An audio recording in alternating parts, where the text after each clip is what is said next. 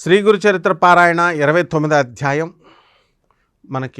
మాకు చిన్నతనం నుంచి కూడా జ్ఞానభిక్షని, ఆధ్యాత్మిక జ్ఞానభిక్షను ప్రసాదించినటువంటి దత్తావతారులు మా గురుదేవులు అయినటువంటి పరమపూజ్య శ్రీ శ్రీ శ్రీ సుందర చైతన్యానంద స్వాముల వారి యొక్క పాదపద్మాలకు నమస్కారం చేస్తూ 29వ అధ్యాయంలోకి వెళ్ళిపోదాం. మరి ఈ విధంగా కడజాతి వాడు వేదాలను పఠించి అసలు నాకు ఈ కడజాతి జన్మ ఎందుకు వచ్చింది స్వామి, నేను 7 జన్మల్లో చక్కగా జన్మలన్నీ చెప్పించారు నా చేత, 7వ జన్మలో నేను వేద పండితుడిని ఎందుకు వచ్చిందని అడిగితే అప్పుడు గురువుగారు ఏం చేశారో సిద్ధపురుషుడు నామధారకుడికి చెప్తూ ఉంటాడు. అది తెలుసుకుందాం.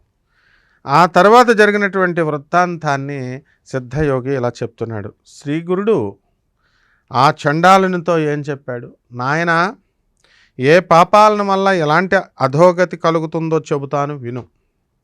ఆచారం పాటించినటువంటి బ్రాహ్మడు హీనజాతిలో పుడతాడు. తల్లిదండ్రులను, గురువులను, కులస్త్రీని, కులదేవతల్ని, సత్యాన్ని, అహింసని వదిలేసినటువంటి వారు, కన్యాశుల్కం తీసుకునేటటువంటి వాళ్ళు, కట్నం తీసుకునేటటువంటి వాళ్ళందరూ కూడా ఏమవుతారు, అలాగే అనాచారులతో, చెడ్డ వాళ్ళతో సాంగత్యం చేసేవారు, తల్లిదండ్రులని, బిడ్డల్ని, ఆవుల్ని, దూడల్ని విడదీసేసేవారు, భగవంతునికి దేవుడికి పెట్టకుండా ఆహారం రోజు తినేసేవాళ్ళు, అతిథుల్ని సేవించని వాళ్ళు, సద్బ్రాహ్మణులను దూషించి అయోగ్యులను గౌరవించేవారు. అయోగ్యులను కూడా గౌరవించకూడదు, యోగ్యులను మాత్రమే గౌరవించాలి, అది కూడా దోషమే అన్నమాట. అలాగా ఇతరుల భూమిని అపహరించేటటువంటి వాళ్ళు, తమ గురువుల్ని, యజమానుల్ని ద్వేషించేవారు, నమ్మక ద్రోహం చేసేవారు, గంగాది తీర్థాలను నిందించేవారు, శ్రాద్ధాది కర్మల్ని చేయనివారు, శాస్త్రం తెలియకుండానే వైద్యం చేసేటటువంటి వాళ్ళు, శుద్ధమైన వేదమార్గం విడిచి మంత్ర ప్రయోగం చేసేవారు, గురువంటే మానవుడేనని చెప్పి వారిని తప్పులు ఎంచేవారు, గురునిందని విని సంతోషించేవారు, శివకేశవులిద్దరూ కూడా శివుడు విష్ణువు వేరని చెప్పి భేదబుద్ధితో దేవతలను నిందించేవారు, స్వధర్మం విడిచి పరధర్మం చేపట్టేవారు, అర్హత లేని వారి నుంచి మంత్రోపదేశం పొందినేటటువంటి వారు, వీరికి చండాల జన్మ వస్తుంది నాయన అన్నారు. గురువుని, కుటుంబాన్ని విడిచి అటువంటి వారికి కొంతమంది భార్యాపిల్లలను వదిలేసి పారిపోతారు. అటువంటి వాళ్ళకి ఏమవుతుంది, గురువుని వదిలేసి పారిపోతారు. గురువుని వెళ్ళడం ఎందుకు, ఎంత స్పీడ్గా గురువు దగ్గరికి వెళ్తారో అంత స్పీడ్గా పారిపోయి వచ్చేస్తారనమాట. అటువంటి వారందరికీ కూడా ఘోరమైనటువంటి వ్యాధులు వస్తాయి. ముందు నువ్వు వెళ్ళాలి, మరి నువ్వు ముందు గురువుని ఎన్నుకునేటప్పుడే తెలియాలి నీకు. మరి ఇతరుల రహస్యాల్ని, పాపాలని బయటపెట్టి చాటేటటువంటి వారికి జన్మాంతరంలో గుండె జబ్బు వస్తుంది. ఇప్పుడు హార్ట్ అటాక్లు వచ్చేవాళ్ళంతా అంతే అనమాట. ఒకళ్ళ సీక్రెట్స్ ఒకళ్ళకి చెప్పేసి వాళ్ళందరినీ కూడా ఇతరుల రహస్యాలు, సీక్రెట్స్ని, పాపాలని బయటపెట్టే వాళ్ళంతా హార్ట్ అటాక్స్ వస్తాయి. గర్భస్రావం చేయించుకున్నటువంటి స్త్రీలు చాలామంది గర్భస్రావం, మళ్ళీ 2 ఆడపిల్లలండి, మళ్ళీ 3వ పిల్ల కూడా చేసుకోవాలండి, 3వ పిల్ల వస్తుందండి, అందుకని గర్భస్రావం చేసేయమన్నారండి, ఇలా ఏదో కారణాల వల్ల గర్భస్రావం చేయించుకుంటే మరు జన్మలో స్త్రీ గొడ్రాలు అవుతుంది. లేకపోతే ఆమెకు పుట్టిన బిడ్డలందరూ కూడా చచ్చిపోతారు. ఈమె చేసిన పనికి మొత్తం ఎంతమంది పిల్లలు కూడా చనిపోతారు. ధర్మశాస్త్రము, పురాణము వినని వారికి గుడ్డితనము, చెవుడు వచ్చేస్తాయి. ఏంటికండి అన్ని పురాణాలు, వేదాలు, మేము ధర్మాలు, శాస్త్రాలు చెప్తాయని, దేవుడు ఎక్కడుంటాడండి, శాస్త్రాలు ఎక్కడుంటాయండి అంటారు చూసా. వీళ్ళందరికీ కూడా ఏమొస్తాయి, గుడ్డివాళ్ళు అయిపోతారు, చెవులు ఉండవు. పతితులతో స్నేహం చేసేటటువంటి వాళ్ళకి రిలేషన్షిప్స్ అని చెడిపోయినటువంటి స్త్రీలతో ఎవరైతే స్నేహం చేసేటటువంటి వాడు స్త్రీ, అటువంటి వాళ్ళు, అటువంటి మా ఆడవాళ్ళైనా మగాళ్ళైనా పతితులతో, ఎవరితో భ్రష్టులైనటువంటి వాళ్ళతో కనుక స్నేహం చేస్తే మనం గాడిదగా పుడతాం. బ్రహ్మహత్య వలన క్షయరోగం, ధర్మవిరుద్ధమైనటువంటి రతి వలన కుష్ఠురోగం, తర్వాత నమ్మక ద్రోహం వలన అన్నద్వేషం, అజీర్ణం, ఈ వ్యాధులన్నీ కూడా కలుగుతాయి. అందుకే డబ్బున్నవాళ్ళు, బాగా ఉన్నవాళ్ళు చూడండి, ఫుల్ ఉంటాయి కానీ తినడానికి దేవుడు నో ఛాన్స్. అన్నం తింటే షుగర్ అది అన్నం తినడానికి ఉండదు. పేదవాడు హ్యాపీగా తింటాడు, అన్ని కూరలు వేసుకొని, మటన్, చికెన్ అన్నీ వేసుకొని గుడిసెల్లో ఉన్నవాడు. ఎందుకు వీడెందుకు చేయలేదు అంటే అక్కడ క్లియర్గా చెప్తున్నారు. ఏమని, నమ్మక ద్రోహం చేశావు నువ్వు, నిన్ను నమ్మిన వాళ్ళ భూములు కబ్జా చేసేస్తున్నావు, నమ్మిన వాళ్ళని డబ్బులు దొబ్బేస్తున్నావు, అందువలన నీకు అన్నద్వేషం అజీర్ణం వస్తాయన్నారు. కాబట్టి ఇతరుల సేవకుల మనస్సులను విరిచేసి వారి చేత తమ సేవ చేయించుకునేటటువంటి వారికి చెరసాల ప్రాప్తిస్తుంది, జైలే డైరెక్ట్. పుణ్యకర్మలను నిరసించేవారు, వారి మాటల్ని నమ్మినవారు, తర్వాత ప్రజాహితాలైనటువంటి చెరువులు, బావులు, తోటలు, మార్గాలు, యజ్ఞాల్ని ధ్వంసం చేసేవారు, ఏకాదశి మొదలైనటువంటి వ్రతాలలో పగలు తినేటటువంటి వాళ్ళు, భుజించేవారు, దానమిచ్చి మళ్ళీ తిరిగి దాన్ని తీసేసుకునేవాళ్ళు, తిరిగి స్వీకరించేవారు, ఇచ్చిన మాట తప్పేవాళ్ళు, పరధర్మాన్ని అనుష్ఠించేవారు, తమ పుణ్యాలు ఇతరుల పాపాలను ఏకరువు పెట్టేవారు, డాంబికుడు, దుస్సంగుడు, అంటే కోతలకు వస్తూ ఉంటారు, నేను ఈ పని చేసా, ఆ పని చేసా, వాడికి ఎంత దానం చేశాను, ఇలా డాంబికాలు కుదరవమ్మ గురువు ముందు. డాంబికుడు, దుస్సంగుడు, యంత్రమంత్రాలతో ఇతరులను చంపేవారు, కర్మ భ్రష్టులు, ఇతరులకు సంతాపాన్ని కలిగించేవారు, మరణించాక యమలోకంలో సూక్ష్మ శరీరంతో శిక్షలను అనుభవించి తర్వాత చండాల యోనుల్లో జన్మిస్తారు అని గురువుగారు క్లియర్గా చెప్పారు. నామధారకుడు ఇప్పుడు అడుగుతున్నాడు, స్వామి నాకు ఒక సందేహం ఉంది, కానీ కథకి అంతరాయం కలుగుతుందని అడగడానికి సందేహిస్తున్నాను అన్నాడు. సిద్ధపురుషుడు అన్నాడు, నువ్వు అడగడం వలన కలిగే అంతరాయం కంటే కూడా మనసులో నువ్వు డౌట్ పెట్టుకొని నీ శ్రద్ధ చలించేటటువంటి ప్రమాదమే ఎక్కువ. మనసులో ఉన్నది అడిగేసేయాలి, తీర్చేసుకోవాలి ఎప్పటికప్పుడు. కాబట్టి సందేహ నివృత్తి చేసుకోవడమే శ్రేష్టము అన్నారు. అప్పుడు నామధారకుడు ఏం చెప్పాడు, స్వామి మరణం తర్వాత పూర్వకర్మ ఫలాన్ని యమలోకంలో ఒకసారి అనుభవించేస్తాం కదా, వెళ్ళాం పూర్వకర్మ ఫలాన్ని, మరుజన్మలో చండాల యోనిలో జన్మించి మరి మరొకసారి ఈ అనుభవించడం సమంజసమా? ఒకసారి ఆల్రెడీ యమలోకంలో తీసుకెళ్తారు, తోలు తీసేస్తారు, మన శిక్షలన్నీ వేసేస్తారు అన్నారు, అక్కడ కర్మ పోతుందన్నారు. మళ్ళీ ఇప్పుడు చండాల జన్మలో వేసి మళ్ళీ ఇంకో డబల్ శిక్ష ఎందుకు స్వామి అని అన్నాడు. అప్పుడు సిద్ధుడు ఇలా వివరించాడు, భౌతిక దేహం ఏం చేస్తుంది, ఇప్పుడు మనకున్నది ఒక పరిమితిలోని కష్ట సుఖాలను మాత్రమే అనుభవిస్తుంది. మనకిప్పుడు ఒక బస్తా పాపాలు చేస్తే ఓ మనిషి జన్మ అనుకోండి, మనం ఒక బస్తా మోయగలుగుతాం అనుకుందాం, నెత్తి మీద పెడితే. ఓ 100 బస్తాల పాపాలు చేసాం అనుకుందాం, మా 100 బస్తాలు కూడా మన నెత్తి మీద పెడితే చచ్చూరుకుంటాం ఒకసారి. కాబట్టి ఎద్దు జన్మ ఇచ్చి దాని చేత మోయిస్తాడు, దున్నపోతు జన్మ ఇచ్చి మన చేత మోయిస్తాడు అనమాట. అలా అడ్జస్ట్మెంట్ ఉంటుంది. భౌతిక దేహం ఒక పరిమితిలోని కష్టసుఖాలను మాత్రమే అనుభవించగలదు, అందుకే దానిని మరణావధి శరీరము అంటారు, లేక పతనావధి శరీరము అంటే పతనానికి అవధులు అంటే లిమిటేషన్స్ ఉంటాయి పతనం అవడానికి లేదా శరీరం పోవడానికి. దీంతో అనుభవించడానికి వీలు లేనటువంటి అపారమైనటువంటి కర్మఫలం ఉంటుంది.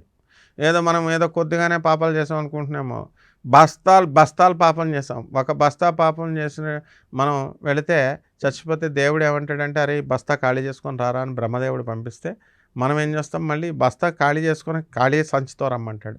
మనం 10 సంచుల పాపాలు 100 సంచుల పాపాలు చేసి మళ్ళీ బ్రహ్మగారి దగ్గరికి వెళ్తే బుర్ర పడైపోద్ది బ్రహ్మదేవుడికి. వాడైపోయి ఏంటారు నాయన అని, ఆయన డ్యూటీ ఆయన చేయాలి కదా, ఆయన ఏం చేస్తాడు, మళ్ళీ జన్మిస్తాడు.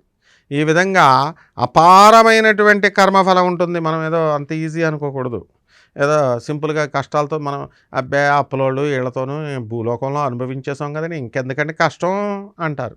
కర్మఫలాన్ని పరలోకంలో సూక్ష్మమైనటువంటి యాతనా శరీరంతో జీవుడు అనుభవిస్తాడు.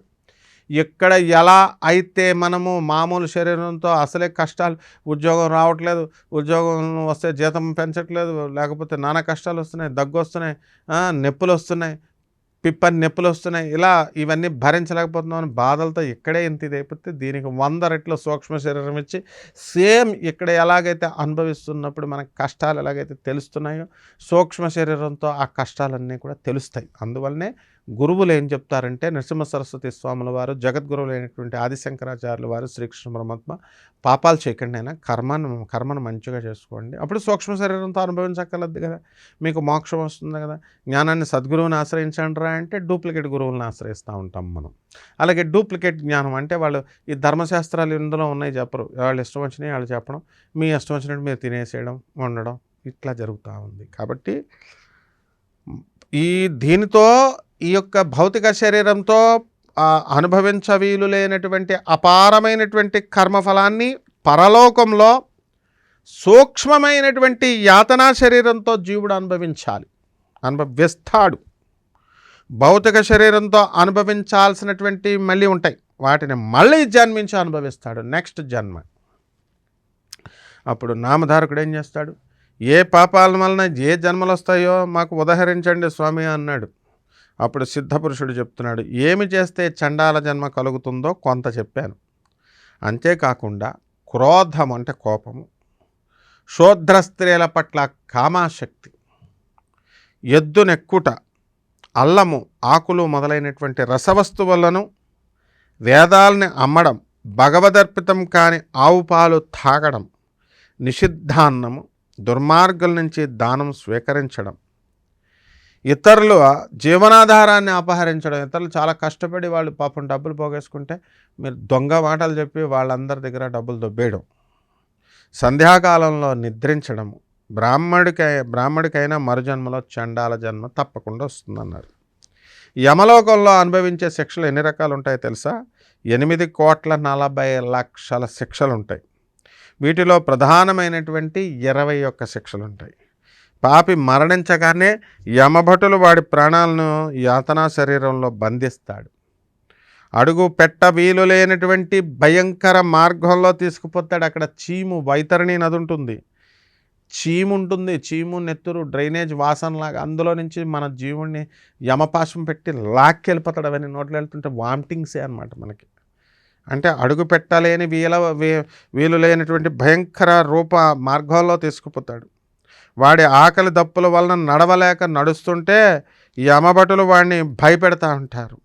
వాడు మూర్చపోతే వాడి మీద నీళ్లు జల్లి మళ్ళీ వాడిని లేపి చీము నెత్తురు ప్రవహించేటటువంటి వైతరణి నదిలో ముంచుతూ లాక్కుపోతారు.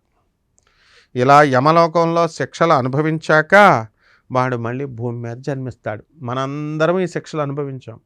మళ్ళీ మనం చచ్చిపోయిన తర్వాత గ్యారంటీగా ఈ శిక్షలు అనుభవించాలి. ఏం కంగారు పడక్కర్లేదు, అందరికీ అనుభవంలో వస్తాయి. కాబట్టి కర్మలు మంచిగా చేసుకుంటే తప్పించుకోవచ్చు.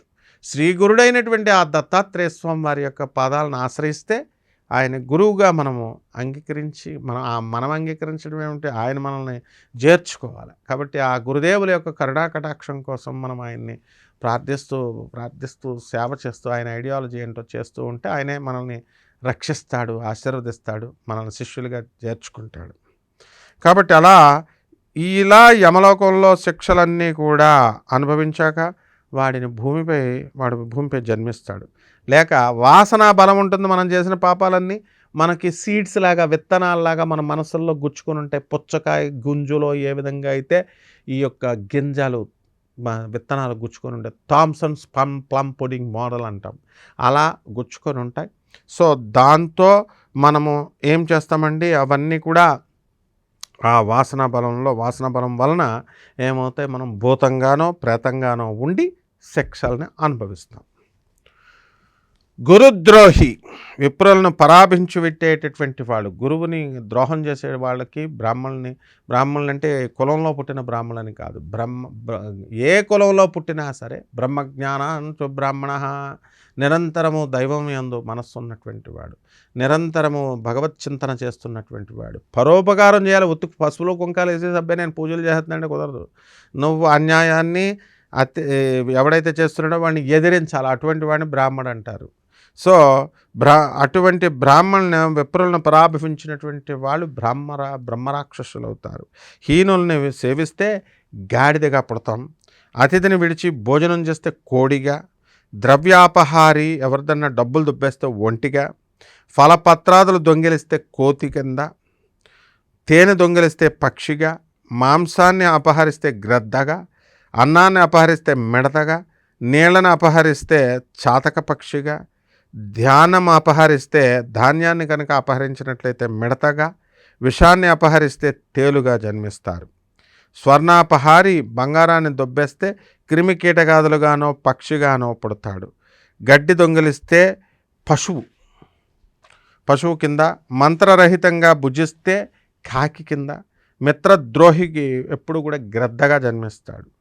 బ్రహ్మహంతకుడు క్షయరోగిగా, గ్రంథచోరుడు గుడ్డివాడిగా, గణార్ధచోరుడు గండ రోగిగాను, పరద్రవ్యాపహారి సంతానహీనుడిగా, వస్త్రచోరుడు చర్మ రోగిగా, అసత్యమాడేవాడు, ఆహారం దొంగిలించేవాడు గొల్మరోగులవుతారు. ఎవరన్నా భయపడుతున్నామో మనం ఈ తప్పులు చేయకుండా బాబోయ్ ఎన్ని శిక్షలు వచ్చేస్తాయని భయం, ఏదో టెంపరరీగా ఒక నిమిషం మనకు అలాగ అనిపిస్తుంది. మళ్ళీ మన దొంగతనాలు మనం మామూలుగా చేస్తూ ఉంటాం. మనం వెధవ పనులు మనం చేస్తే తోలు తీసేసి యముడు ఖచ్చితంగా ఈ శిక్షలన్నీ కూడా అనుభవిస్తాడు. అందులో ఏ మాత్రం డౌట్ లేదు. కఠినాత్మకుడు అనమాట యముడు. కాబట్టి నూనె అపహరిస్తే సుఖరోగం, విశ్వాసఘాతకుడికి వాంతులు, దైవధనాన్ని కనుక అపహరిస్తే పాండురోగం వస్తాయి. రోగాలన్నీ కూడా పాప ఫలితాలే. పూర్వజన్మ కృతం పాపం రోగరూపేణ పీడిత. పూర్వజన్మాల్లో చేసుకున్నటువంటి పాపాలన్నీ కూడా రోగరూపంలో పీడిస్తాయి. రోగాలన్నీ కూడా పాప ఫలితాలే. శాస్త్రం చెప్పేది, గురుచరిత్రలో చెప్పేది ఒకటే.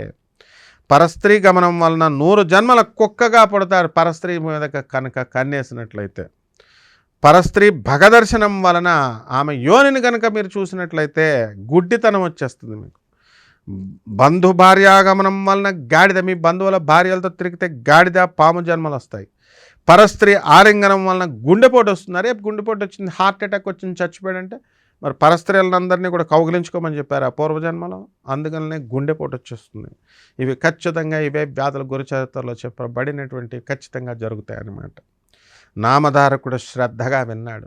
విని, స్వామి ఇదివరకు తెలుసో తెలియకో పాపం చేస్తే దాన్ని పోగొట్టుకునే ఉపాయం ఏమైనా ఉందా అని అన్నాడు. మేము చేసేసాం స్వామి పాపాలు, అప్పుడు మరి ఎలాగా అవన్నీ అంటే అప్పుడు మార్గం ఏంటంటే అప్పుడు సిద్ధుడు ఏం చెప్తున్నాడు, త్రివిక్రమ భారతికి కూడా ఇదే సందేహం కలిగింది.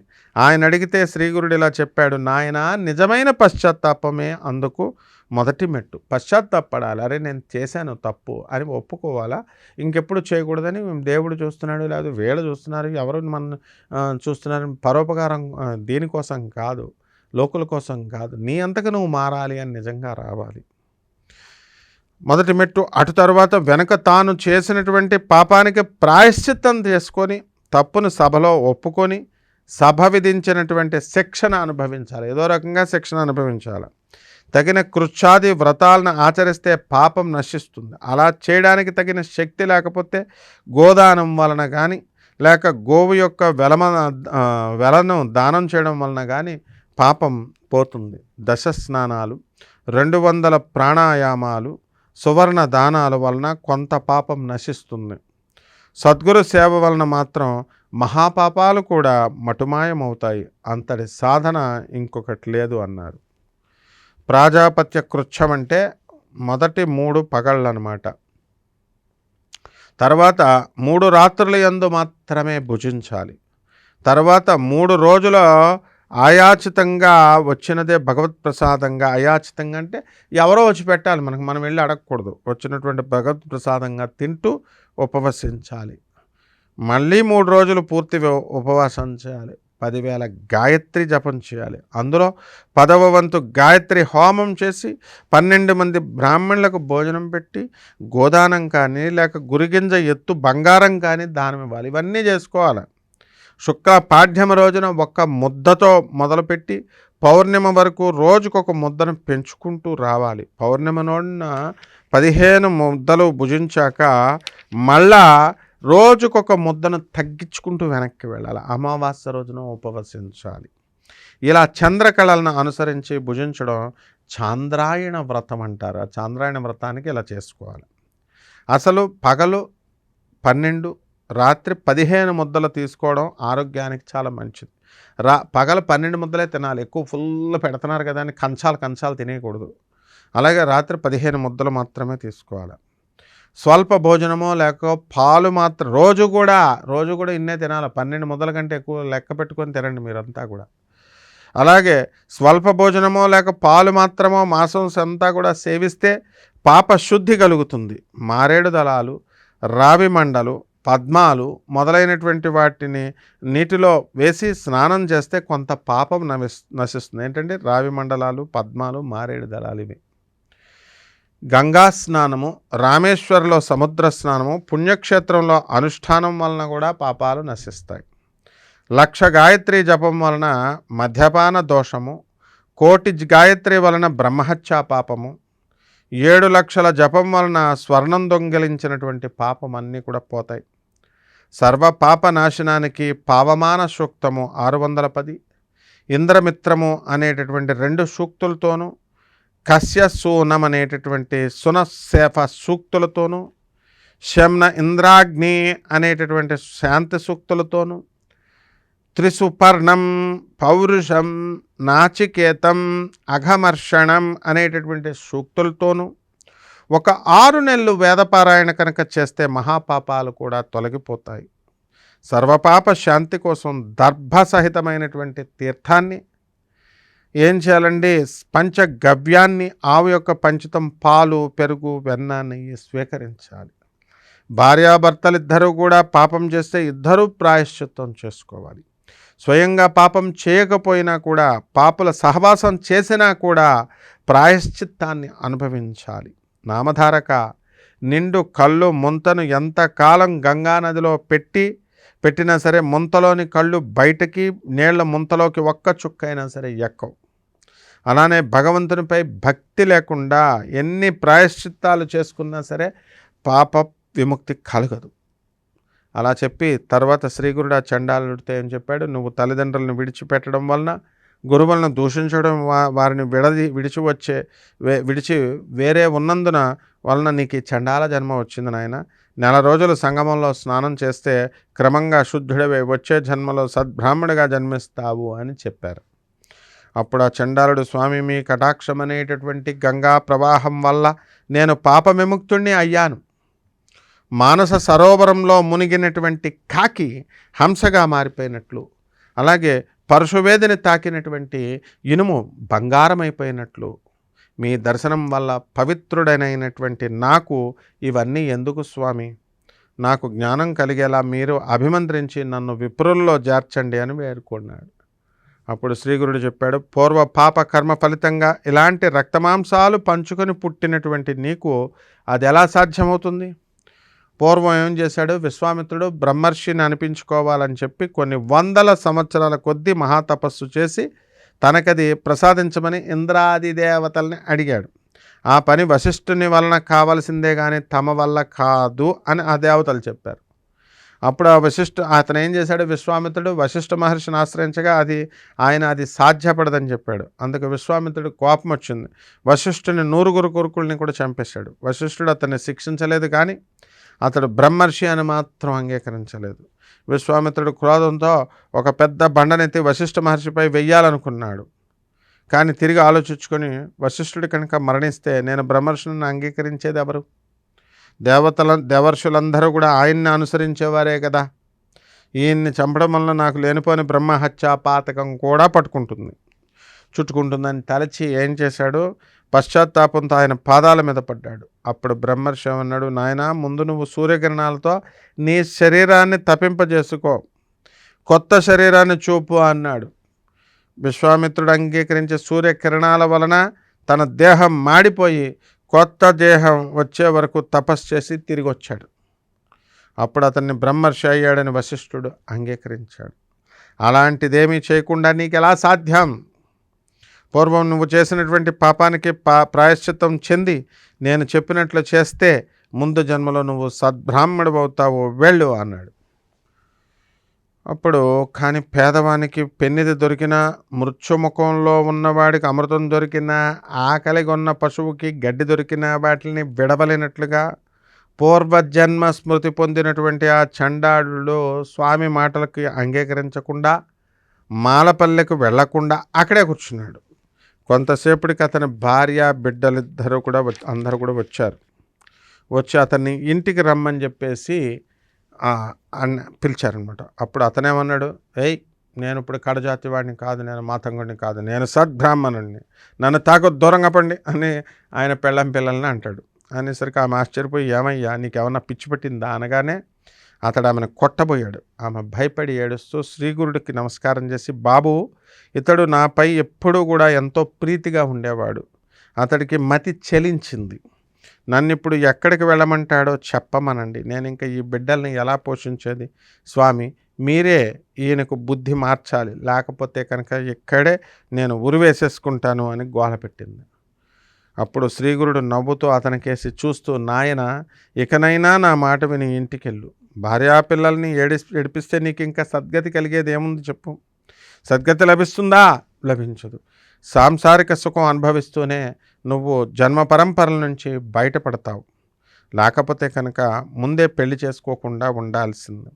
సూర్య చంద్రుల సాక్షిగా పెళ్లి చేసుకున్న దానిని విడిచిపెడితే నీకు మహాపాపం వస్తుంది అన్నారు. అప్పుడు అతను చేతులు కట్టుకొని, స్వామి, నేను సద్బ్రాహ్మణున్నటువంటి జ్ఞానం కలిగాక అలా చేయడం నాకెలా సాధ్యం అన్నాడు. అప్పుడు శ్రీ గురుడు నవ్వుకొని, ఇతని వంటి మీద ఉన్నటువంటి విభూతిని తొలగిస్తే కానీ ప్రయోజనం లేదు అని అనుకున్నారు. ఆయన ఒక శిష్యుని పిలిచి ఆ శ్రీమంతుడు పిసినారి అయినటువంటి బ్రాహ్మణుని తీసుకురమ్మన్నారు. ఎవడో ఒకడు డబ్బు ఉండాలా, వాడికి పిసినారితనం ఉండాలా, అలాంటి బ్రాహ్మణుని తీసుకురా అని చెప్తే అప్పుడు అతని గ్రామానికి వెళ్ళి ఆ శిష్యుడు ధనాశతో వాణిజ్యం చేసుకుంటున్నటువంటి ఒక పిసినారి బ్రాహ్మణుణ్ణి తీసుకొచ్చాడు.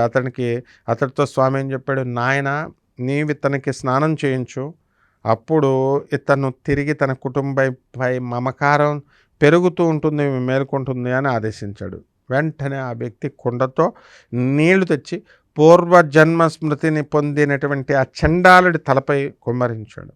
అతని వంటిపై నున్నటువంటి విభూతి కొట్టుకుపోయిన వెంటనే అతడు ముందు జరిగిందంతా కూడా మర్చిపోయి భార్యాపిల్లలతో ఏమంటున్నాడు, ఇంతకుముందు కొద్దిసేపు నాకు మతిపోయినట్లయింది, ఇంతకు మీరందరూ ఇక్కడికి ఎందుకు వచ్చారు? నేను ఒంటరినన్న భయం మీకెందుకు? అయితే పగలే కదా అన్నాడు. వాళ్ళు జరిగిందంతా కూడా చెప్పారు. అతడు వారితో కలిసి ఇంటికి వెళ్ళాడు. ఆ సన్నివేశం అంతా కూడా చూసినటువంటి వారంతా కూడా ఆశ్చర్యపోయారు. ఇదంతా చూస్తూ విస్తుపోయినటువంటి త్రివిక్రమ భారతి, స్వామి, మీరు అతనికి ప్రసాదించిన జ్ఞానం క్షణంలో ఎలా పోయింది అని అడిగారు. శ్రీ గురుడు నవ్వి అతనికి ఆ భస్మం వలన జ్ఞానం కలిగింది, అది కడిగివేయగానే తొలగిపోయింది. భస్మ మహిమ అలాంటిది కాబట్టే సదా శివుడు దానిని ధరిస్తాడు. దానికి తోడు ఆ భస్మానికి మహాత్ముల యొక్క స్పర్శ ఉంటే మరింత ప్రభావితమై బ్రహ్మజ్ఞానాన్ని కూడా ప్రసాదించగలదు అన్నాడు. అప్పుడు త్రివిక్రమ భారతి భస్మ మహిమ గురించి వివరించాల్సిందిగా శ్రీ గురుణ్ణి ప్రార్థిస్తాడు. శ్రీ దత్తాయ గురవే నమః. జయ గురుదత్త. శ్రీ గురుదత్త. శుభమస్తు. ఇంతకు ముందు జరిగినటువంటివన్నీ కూడా మిస్ అయిపోయాం అనుకునేటటువంటి వాళ్ళు ప్లేలిస్ట్లోకి వెళ్ళి ఆంధ్రప్రభ ఛానల్స్లో మన గురుచరిత్ర పారాయణ చూసుకుంటే మిగతావన్నీ కూడా అన్ని చాప్టర్స్ చూడొచ్చు. అలాగే రోజుకొక వీడియో చొప్పున వస్తుంది, రోజుకొక అధ్యాయం.